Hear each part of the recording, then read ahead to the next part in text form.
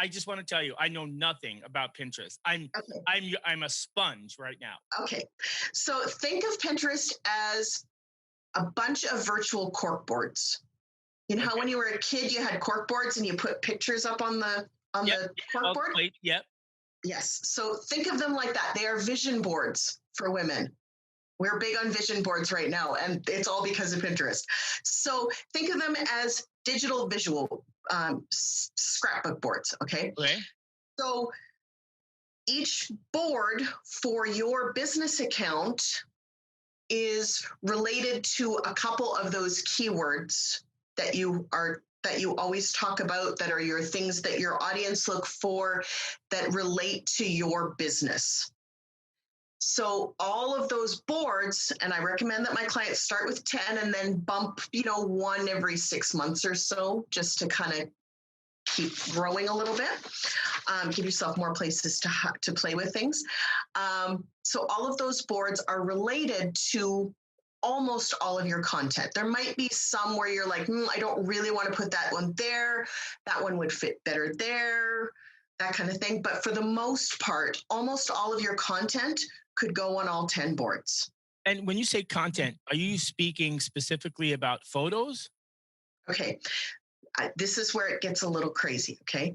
Okay. What I recommend doing once you've got those 10 boards is that you. Okay, can I stop you right here so that I just want to make Yes. sure that I follow you because I'm not, believe it or not, I'm not very tech savvy. So, so that's why I take all my notes on a legal pad still, even though I have every technology you can imagine. I'm a paper gal too. I get Yeah, it. We're of that age, aren't we? yeah. And so, I have all these fancy things like the sticky notes and everything, and I try them and I put all the stuff on there that I want to manage, and then I forget they're on my computer, and I use a legal pad. So Absolutely. I want to understand when you say a Yes. board, how would you describe a board to someone like me? Okay. Each board is its own cork board. Okay, so it's like a cork So board of your interest, or a cork board of something that interests you. in your case, for your business, for example, you have podcasts, right? Like you've Yep. got, and you do a couple of different niches, right? Yes. Okay. So say, for example, you have one board that is, I call it your master board, where it is just the DJ Doran show, Yep. right?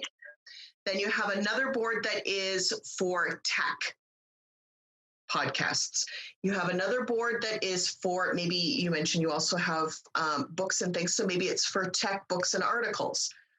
Or And maybe you like just, I'm a pilot, a retired Air Force pilot. So let's say the one for aviation. So would that be all under the only DJ? if aviation was part of your brand. Got it. Okay. So then let me read back what I understand.